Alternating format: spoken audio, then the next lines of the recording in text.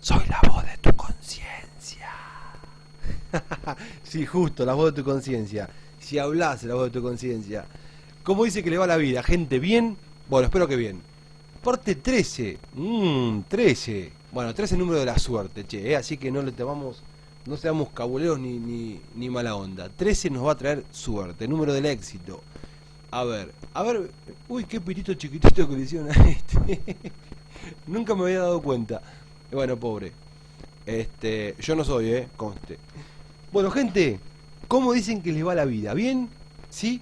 Bueno, se viene un cuadrito. Yo siempre jodo con que hay que estudiar con dibujos y cuadros, y es verdad, la anatomía, ciencia de la forma, se estudia con dibujos y con cuadros. Cuadros con contenido, ¿sí? Lista de cosas, flechas, cuadros, cuadritos, cuadrones. Es la mejor forma de aprender la anatomía. Entonces, hasta ahora venimos diciendo muchos esquemas, muchos dibujos, y ahora vamos a hacer un cuadro donde ponemos las arterias coronarias y qué ramas colaterales dan. Entonces, tenemos dos arterias coronarias, la derecha y la izquierda. En realidad hay tres arterias coronarias. Después se los voy a explicar eso. La coronaria derecha va a dar su primera rama colateral, que es la arteria preaórtica de Concato. Luego da la arteria adiposa de Vieussens. Esta por delante de la aorta, esta por delante del cono de la arteria pulmonar. Ya lo dijimos eso. Después da ramas para la aurícula derecha, ramos auriculares para la aurícula derecha, y dentro de estos ramos auriculares para la aurícula derecha incluimos un ramo para el nódulo auriculoventricular derecho. Acuérdense que el nódulo AV del sistema cardionector del corazón, que ya después lo vamos a ver, inervación cardíaca, está irrigado por las ramos auriculares de la arteria coronaria derecha. Después da ramas para el ventrículo derecho, que son ramos ventriculares, de los cuales uno corre por el borde lateral derecho del corazón y se denomina arteria marginal derecha.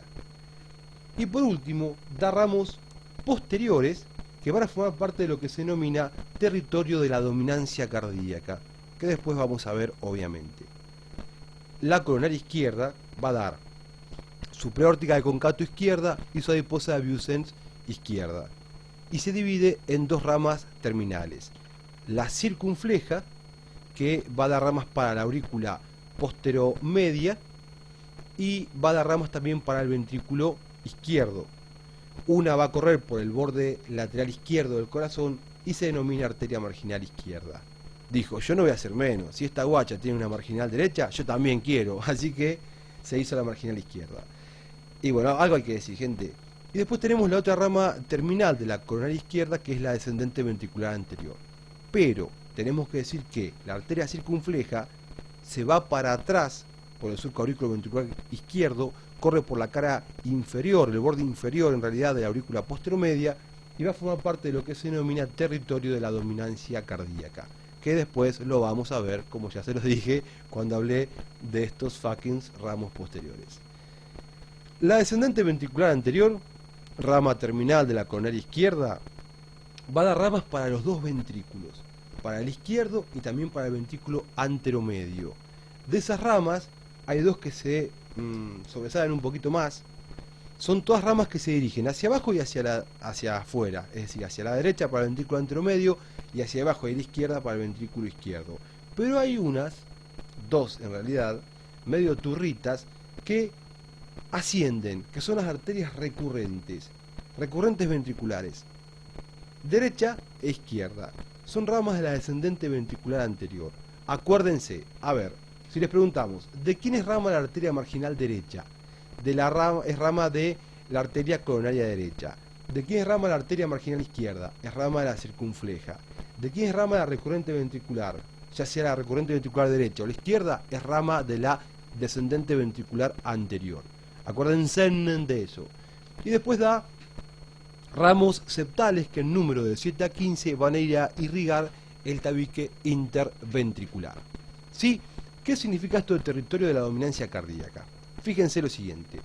Un corazón visto desde atrás, ventrículo anteromedio visto desde atrás, ventrículo izquierdo visto desde atrás. Acá se ve el surco interventricular anterior y este que está acá es el interventricular posterior.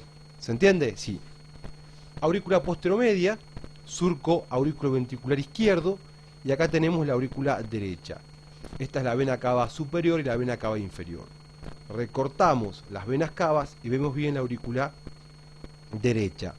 Este es el surco auriculoventricular derecho en su vista posterior y el auriculoventricular derecho allá por transparencia en su vista anterior. Y este es el interauricular. ¿Se entiende? Y acá tenemos el corazón. ¿Qué esquemas que les hago? ¿Qué remil parió? No se pueden quejar, ¿eh? Bien. Vemos el marco cardíaco y acá les marco el surco auriculoventricular. Este va a ser el izquierdo, este es el derecho. Es una vista posterior del corazón, o sea que esto es izquierdo, esto es derecho. El surco interauricular y el surco interventricular. Donde se juntan los cuatro surcos, este espacio se denomina cruz de Haas. H-A-S, porque no se los pude escribir. Cruz de Haas. Es el punto donde se juntan las cuatro cavidades hacia posterior. Entonces vemos que de las dos arterias que van a arribar a este lugar, por acá viene, por el surco auriculoventricular izquierdo, viene la circunfleja, por el auriculoventricular derecho viene la coronaria derecha. Vamos a ver que la que llegue primero a la cruz de Haas va a ser la arteria dominante del corazón. ¿Qué significa esto?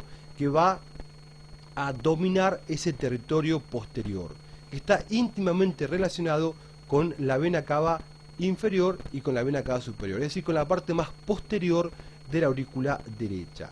La arteria dominante va a ser la que mande una rama que va a inervar al nódulo al nódulo sinusal, al marcapasos cardíaco, al nódulo de Katy-Flasch, ¿sí? Y por esa rama acompañando a esa rama de esa arteria dominante, van a venir las fibras nerviosas del plexo cardíaco desde el ganglio de Reisberg, ya después lo vamos a ver, que le va a marcar la cantidad de frecuencias en que el marcapaso cardíaco tiene que disparar. Ya lo vamos a ver, no se desesperen, ansiosos de mierda. Bueno, entonces, ¿qué significa que la arteria es dominante? Significa que llega a la cruz de Haas primero. ¿Y qué importancia clínica tiene?